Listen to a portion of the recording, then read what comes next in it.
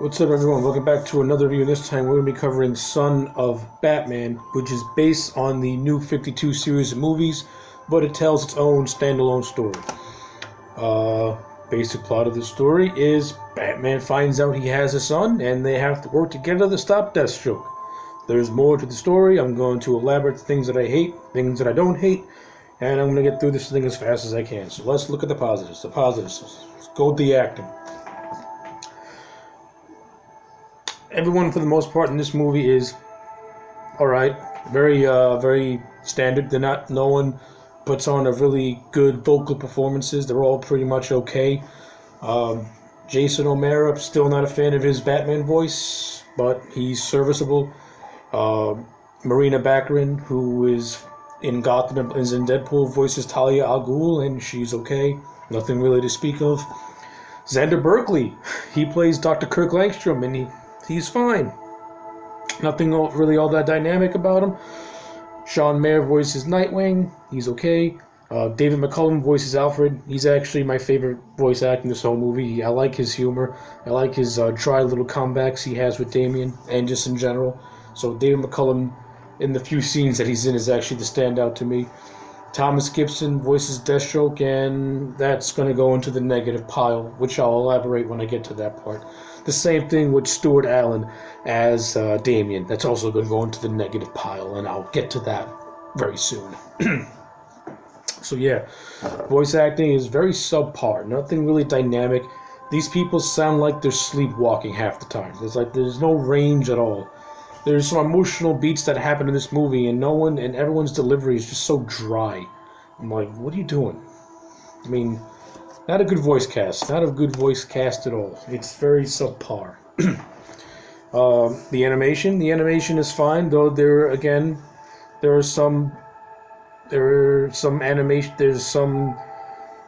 glitches in the animation where it looks terrible, and sometimes it looks good. The animation is a real mixed bag. The action sequences, they look fine. I like the prologue with Ra's al Ghul, who is voiced by Giancarlo Esposito. And Giancarlo Esposito, like David McCullum, I like as Ra's al Ghul.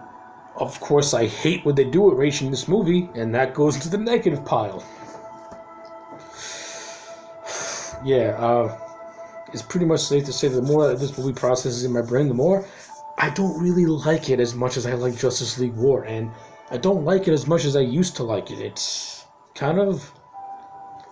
Because when I first saw this movie, when it first came out, I actually enjoyed it. Now that I'm repeat viewings, the flaws are really hard to ignore, and the things that I don't like, they really start to seep in.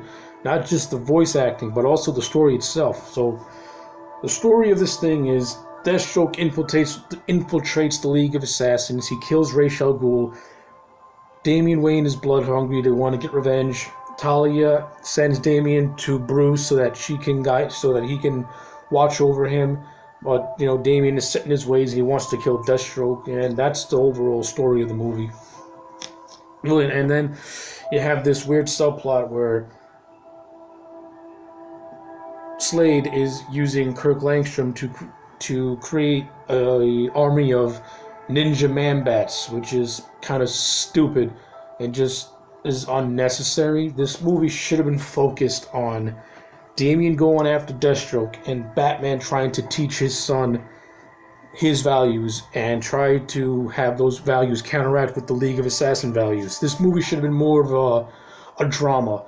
Instead, it's just action with not a whole lot of drama in it. Damian's character, to me, doesn't really have any progression, because by the end of the movie, he's still a snarty little brat, and I wish Deathstroke would have cut his head off, because I hate him in this. I hate the way this character is written.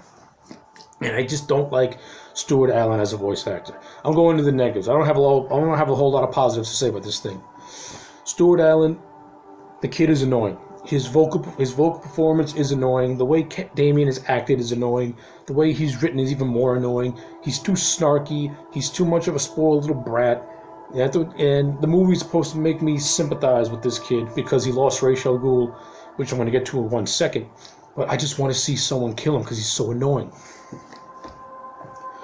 Now let's talk about Ra's al Ghul. Giancarlo Esposito, great choice to play Ra's al Ghul. In the few scenes he had, I was liking it. They kill him off before you even get to the opening title. Why would you put Ra's al Ghul in this movie and not have him at least go all the way to the midpoint or to the end? You kill him off and you use him more as a plot device than an actual focal point. It's dumb. It's stupid. Ra's al Ghul serves no purpose in this movie. You're better off just killing Talia over Ra's, to be honest with you. Let's go on to Deathstroke now. Thomas Gibson. Thomas Gibson, he's not a bad actor, but as Deathstroke, his voice does not match Deathstroke at all. It is so jarring when you see Deathstroke, this master mercenary, and he's being voiced by a man who could voice a Lex Luthor type guy. Thomas Gibson has the voice of a villain in a suit, not a master assassin, not a master mercenary like Deathstroke. His voice and the Deathstroke character, they don't mesh at all. It's really awkward. It's really jarring. He has no presence to him. He has no menace in his voice. It's so standard. It's so dry. So generic.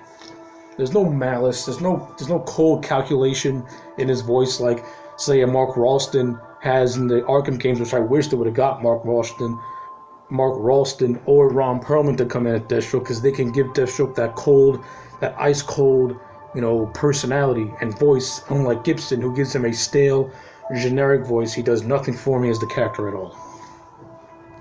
And to add on to the negativity, you have this subplot with Killer Croc, which very flimsily ties into the whole thing with Langstrom and Deathstroke, and I say very flimsily ties in, because it's still not explained how Croc ties into all this thing. It's very flimsy. Apparently Croc is getting these mutagens from Langstrom, and that's somehow connected to Deathstroke and everything, and it's just so stupid. It's just so forced in, and you're just wondering, this does not serve the story at all. What's going on here at all? Nothing's happening. Nothing good. This movie is not doing anything good. It's very shoddy written. It's not really well written. And like I said, it's not really the best acted either, because, like I said, the voice acting from some of the cast does not work for me at all. Alright, so that's enough of the negatives. Let me go back to the positive section, because there is certain things that I do enjoy. I do like the fact that Batman has a son, and I do like the fact that he's trying to instill his values into Damian, and I like how Damian constantly frustrates him. That stuff I like. That's okay. And Damian does kind of sort of have a full arc, because he doesn't really take out Deathstroke, but he kind of leaves him for dead also. I also like how this movie plants the seeds of the Dick Grayson, Damian Wayne rivalry, the sibling rivalry that happened between the two. And if you watch the post-credits, you actually see the fight that they are implied to have during the main story. You actually see that fight play out, and they pretty much kick each other's ass. So yeah, this movie does have some good things in it, but overall, it's just not all that great. It's kind of forgettable. Not a lot, like I said, a lot of the voice acting does not work for me. The story is not that. The story is just has so much nonsense, so much unnecessary nonsense that you could have easily written it in a better way. Ra's al Ghul is completely wasted in this thing.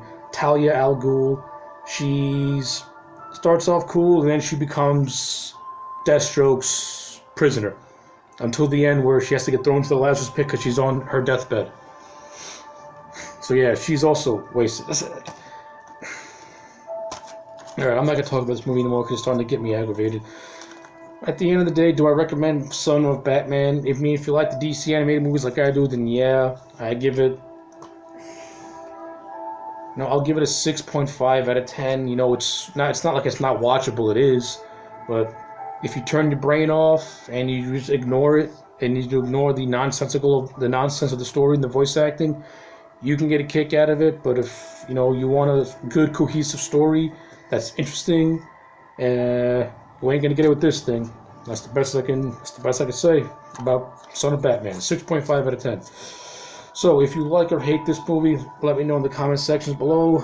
Like the video and subscribe, and I'll check you back next time for more.